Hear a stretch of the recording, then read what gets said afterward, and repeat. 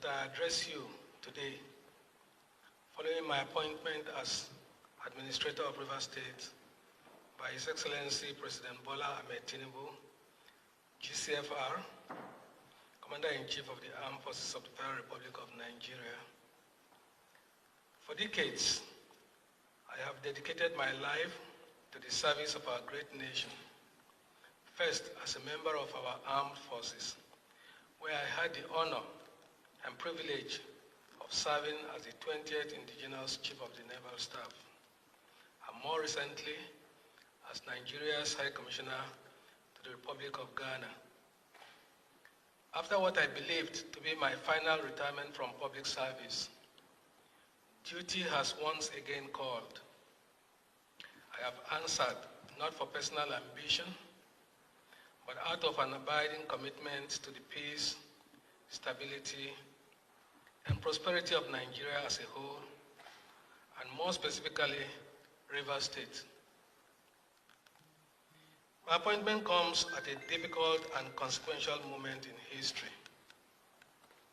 The political impasse of nearly 2 years in Rivers State has paralyzed governance, desecrated democratic institutions, threatened security, and undermined the economic and social fabric of the state. It has deepened divisions among the people and cast a shadow of uncertainty over the future. These are realities we cannot afford to ignore. As a son of the Niger Delta, I'm one of you, and I recognize the weight of this moment, the expectations of the people, and the challenges that lie ahead. The uneasy calm that pervades the state is palpable, and I feel the weight of families, young and old, businesses that have made both little and huge investments in Rivers State, uncertain what the immediate future holds. Mr. President's proactive and decisive action to declare a state of emergency and my subsequent appointment is primarily to ensure stability of livelihoods for citizens and residents, restore peace, security, and stability for economic activities to continue to thrive, and avert any disruptions to the way of life of the people of Rivers State.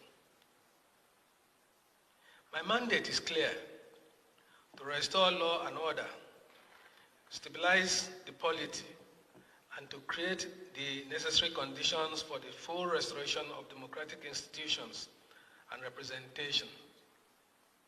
This is not a task for one man alone.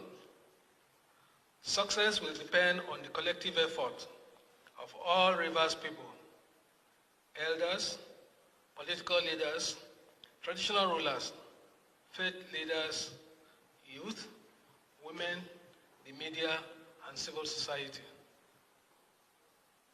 I do not come as a partisan actor, nor as a competitor in the struggles that have brought us to this moment. I come as a servant of the state, entrusted with the solemn duty of restoring peace and order so that Rivers State can move forward once again and reclaim its rightful place as the oil and gas capital of Nigeria, and I dare say Africa. My role here is to ensure that the lives and livelihoods of our people are not held hostage by crisis and instability. Governance is not a solitary endeavor. True stability and renewal requires the collective will of the people. I extend my hand to every son and daughter of Rivers State, regardless of political affiliation, ethnicity, or creed. I urge you to remain law-abiding, peaceful, and optimistic. Let us set aside our differences and work together to rebuild trust, restore stability, and protect the future of our children. The challenges before us depend on unity, not division. On cooperation, not discord. On forward thinking, not backward grievances. A commitment to unity, cooperation, and dialogue must be the fulcrum of all engagements going forward. Destruction of national infrastructure in the name of agitation is something we in the Niger Delta have since put behind us. Through collective engagements, our people have become more aware of the collateral damage that comes with it. Not only does it deprive government enough resources to provide necessary critical infrastructure and services, the damage to the environment has left vast areas of the Niger Delta extensively devastated, affecting the health and livelihoods of our people. We must resist the temptation to return to those ugly days. Dialogue and honest engagement has proven time and time again as a veritable tool for resolving differences and conflicts of any kind. Let me be clear. Under my leadership, civil liberties and fundamental human rights will be respected and protected. The rule of law will remain sacrosanct. However, those who seek to sabotage the social or economic stability of River State and national infrastructure and institutions within the state, or who attempt to disrupt the peace for selfish and destructive ends, will find no tolerance for their actions. There will be no room for lawlessness, no space for violence, and no patience for actions that threaten our collective well-being. We will not act arbitrarily, but neither will we hesitate to enforce the law where necessary.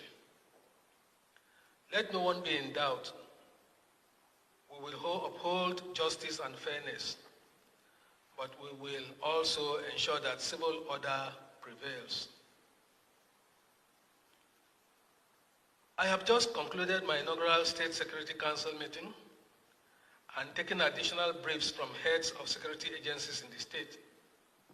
I have noted the various reports, initiatives, and concerns, some of which I have given clear directives on specific actions.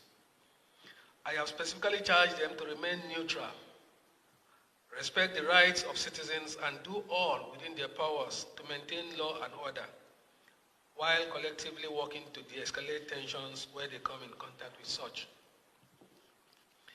In the coming days, we will move with deliberate speed to articulate a pragmatic roadmap for the next 6 months to ensure that every government bureaucracy is properly functioning. Agencies providing services to citizens and residents are doing so and engage stakeholders as mandated by Mr. President. Our objective will be clear: to restore normalcy, to rebuild public trust, and to lay the groundwork for a stronger and more resilient, democratically governed River State. I ask for your understanding and cooperation. Above all, I ask for your faith in the possibility of a better future, one built on peace, stability, and shared progress. I want to thank Mr. President most sincerely for the confidence reposed in me and for entrusting my humble self with this delicate national assignment.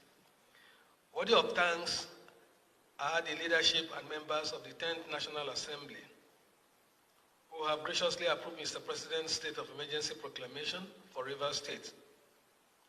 The approval gives full effect for my appointment as administrator of River State. I will draw on my training, knowledge, experience, and dedication to ensure that the essence of this historic decision is achieved. I will have to work closely with the National Assembly under the guidance of Mr. President. Consequently, I hope to continue to count on their support and cooperation throughout this assignment. While abiding faith in God, together we will overcome these challenges. Together we will restore the dignity and the greatness of the Garden City Rivers State.